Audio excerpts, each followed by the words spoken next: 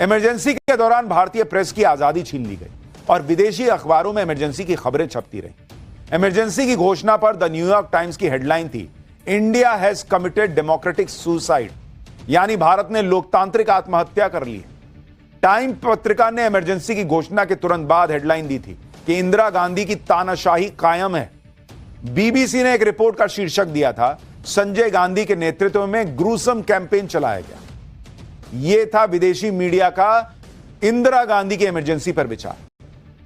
Emergency की शिकार सिर्फ प्रेस नहीं बनी भारत, बल्कि बॉलीवुड को भी इमरजेंसी के दौरान सरकार के प्रचार की टूल किट की तरह बना दिया गया था। इमरजेंसी के दौरान शोले फिल्म का क्लाइमैक्स बदल दिया गया था।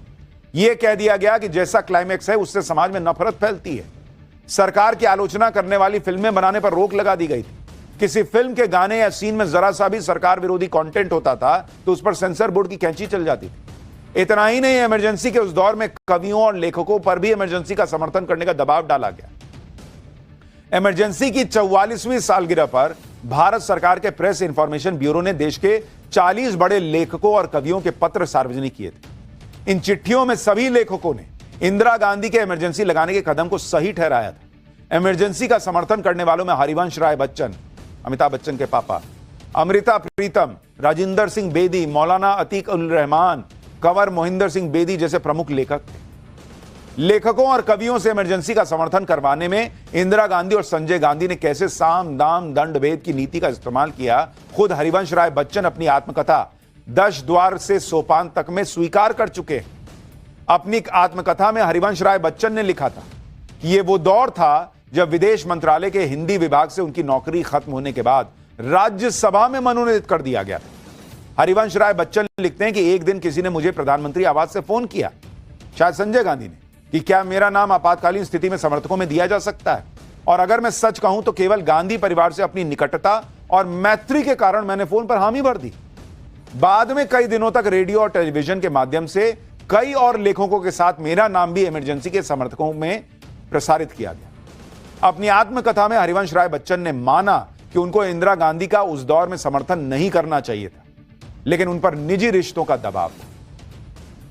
लेकिन सिर्फ हरिवंश राय बच्चन की बात नहीं है, देश के बड़े बड़े लेखकों और कवियों ने इंदिरा गांधी के आगे सरेंडर कर दिया था। लेखक विष्णु शर्मा ने अपनी किताब इंदिरा फाइल्स में लिखा है कि अकेले हरिवंश राय बच्चन नहीं थे जिनको नौकरी, मनपसंद बंगला, राज्यसभा आदि देकर एहसानों के बोझ तले लादकर इमरजेंसी का समर्थन करवा लिया गया।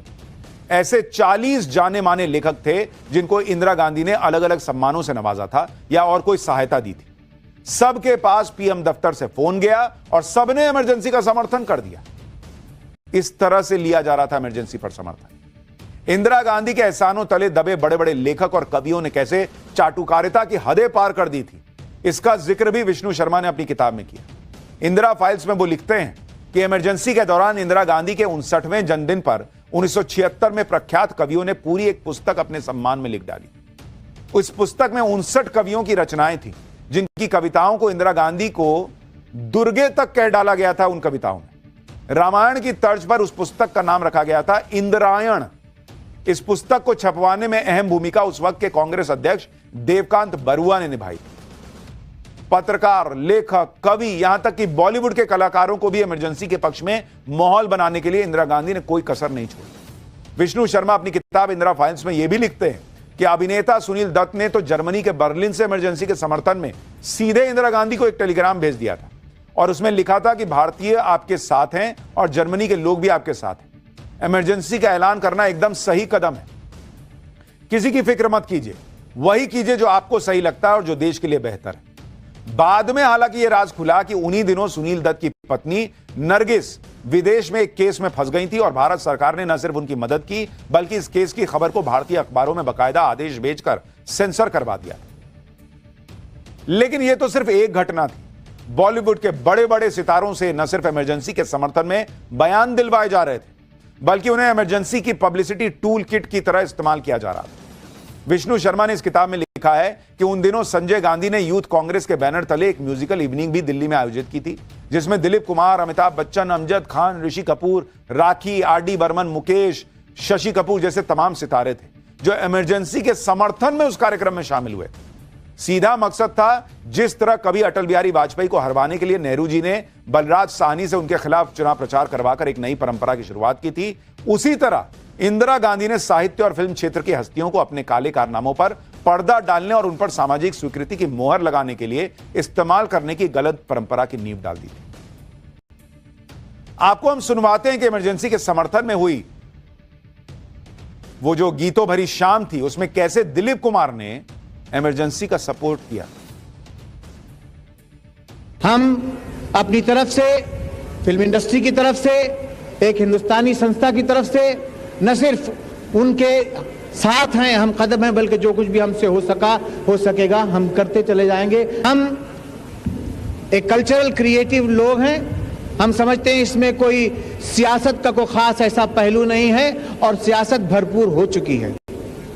हम काफी भुगत चुके हैं उस बात को, और ये एक बड़ी नेक फाल है। और ये यूथ कांग्रेस के फोरम के ऊपर इतनी मुबारक कदमें जो मूवमेंट्स हो रहे हैं, मेरे ख्याल से संजय गांधी साहब और यूथ कांग्रेस के तमाम अराकीन मुबारकबाद के काबिल हैं। इसीलिए ना लोग बॉलीवुड से चिढ़ जाते हैं। बताइए, बड़े बड़े कलाकार खड़े होकर इमरजेंसी के समर्थन में बोल रहे हैं कि सब ठीक है, कोई दिक्कत नहीं। आज भी लोग यही ना पूछते हैं कि लोगों को हमास में के साथ क्या हो रहा है, वो दिख जाता है।